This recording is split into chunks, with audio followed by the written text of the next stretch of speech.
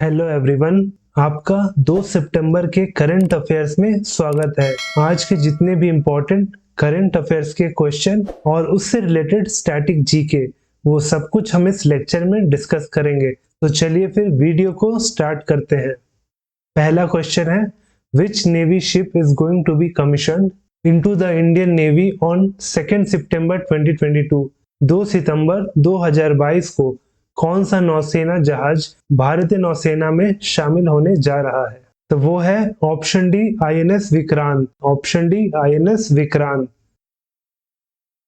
INS Vikrant जो है वो देश का पहला इंडिजिनसली बिल्ट एयरक्राफ्ट कैरियर है, यानी ये पहला स्वदेशी नौसेना जहाज है जिसपे एयरक्राफ्ट कैरियर बिल्ट हुआ है। वहीं आज यानी कि 2 सितंबर को प्रधानमंत्री नरेंद्र मोदी जी ये शिप का इनॉग्रेशन करेंगे कोची के कोचिन शिपयार्ड से। वहीं इस आईएनएस विक्रांत को डिजाइन किया है डायरेक्टरेट ऑफ नेवल डिजाइन और इसे कंस्ट्रक्ट किया है कोचिन शिपयार्ड लिमिटेड ने। वहीं ये शिप कई हेलीकॉप्टर्स, फाइटर प्लेन्स और अनमैन्ड एरियल व्हीकल्स कैरी कर सकता है। और इसके साथ ही भारत जो है यूएस, यूके, रशिया, चीन, फ्रांस जैसे देशों की सूची में जुड़ गया है जिनके पास खुद का अपना एयरक्राफ्ट कैरियर शिप है। तो ये भारत के लिए काफी गर्व की बात है। वहीं बात करें इंडियन नेवी की, तो ये फॉर्म हुआ था 26 जनवरी 1950 को। हेडक्वार्टर नई दिल्ली में है और वहीं जो नेवल स्टाफ के चीफ है उनका नाम है admiral R Hari Kumar. R Hari Kumar. वहीं इंडियन नेवी का मोटो है क्षमा नो वरुणा। क्षमा नो वरुणा, जिसका मतलब होता है मे the Lord of water B auspicious unto अस।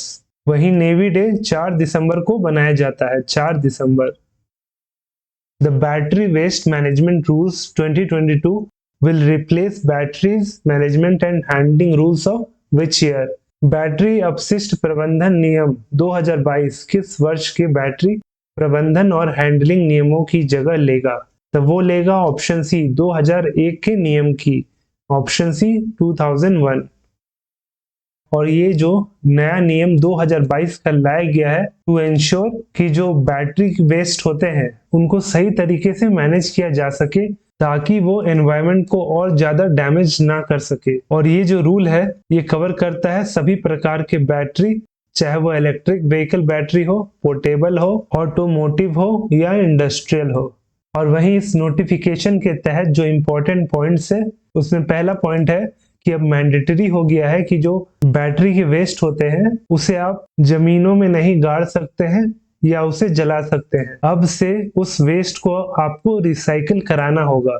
और जो दूसरा नियम कहता है कि अगर मान लीजिए कि बैटरी के वेस्ट डिस्पोजल के लिए रिसाइकलिंग यूनिट ना हो तो उसके लिए नए नए इंडस्ट्रीज और नए नए स्टार्टअप सेटअप किए जाए ताकि इस क्षेत्र में भी एक्सप्लोर किया जाए, जिससे एनवायरनमेंट भी सेफ रहेगा और साथ में एम्प्लॉयमेंट भी जनरेट होगा।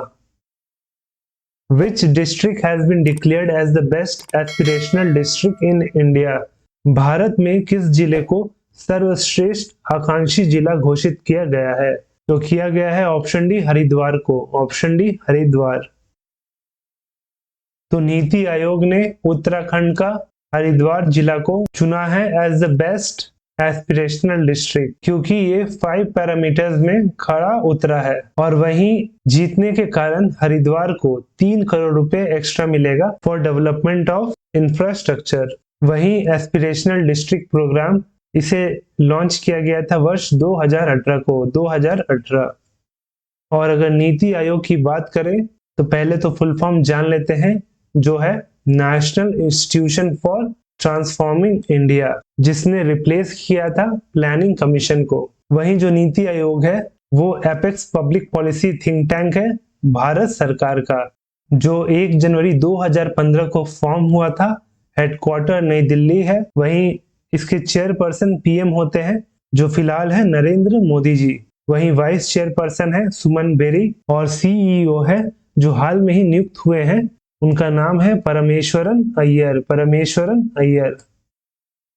वहीं पिछले महीने यानी अगस्त 2022 के जो इम्पोर्टेंट डेज है उसको एक बार फिर से देख लेते हैं जिससे आपका रिवीजन हो जाएगा। तो सबसे पहले है 1 अगस्त को आता है नेशनल माउंटेन क्लाइंबिंग डे। और उसी दिन एक और डे है जो है वर्ल्ड वाइड वेब डे। उसके बाद 1 से 7 अगस्त का जो हफ्ता है वो कहलाता है वर्ल्ड ब्रेस्ट फीडिंग वीक। वहीं 6 अगस्त को है हिरोशिमा डे। उसके बाद 8 तारीख को है क्विट इंडिया मूवमेंट डे या क्रांति दिवस। वहीं 9 को है नागासाकी डे। तो 6 को हिरोशिमा और 9 को नागासाकी। और इसके साथ साथ 9 को है international day of world's indigenous people. वहीं 10 अगस्त को 2 डे पड़ता है, पहला वर्ल्ड बायोफ्यूल डे, वहीं वर्ल्ड लायन डे। इसके साथ 12 अगस्त को भी 2 दिन पड़ता है जो है इंटरनेशनल यूथ डे और दूसरा है वर्ल्ड एलिफेंट डे। वहीं जो नेशनल यूथ डे है वो 12 जनवरी को होता है on the birth anniversary of Swami Vivekananda ji. इसके अलावा 13 अगस्त को आता है वर्ल्ड ऑर्गन डोनेशन डे। वहीं 19 अगस्त को, जिसमें पहला है वर्ल्ड ह्यूमैनिटेरियन डे और दूसरा है वर्ल्ड फोटोग्राफी डे। वहीं 21 अगस्त को है वर्ल्ड सीनियर सिटीजन डे और आखिर में 29 अगस्त को national sports day. National sports day और नेशनल स्पोर्ट्स डे को हम सेलिब्रेट करते हैं क्योंकि इस दिन है legendary hockey player major Dhyan Chand ji का बर्थडे। तो ये कुछ इंपॉर्टेंट अगस्त 2022 की डेज थे। तो अब चलते हैं अगले क्वेश्चन पे। Who has been appointed as the managing director of IDFC Limited? IDFC Limited के प्रबंध निदेशक के रूप में किसे नियुक्त किया गया है? तो किया गया है option D Mahendra N Shah. Option D Mahendra N Shah.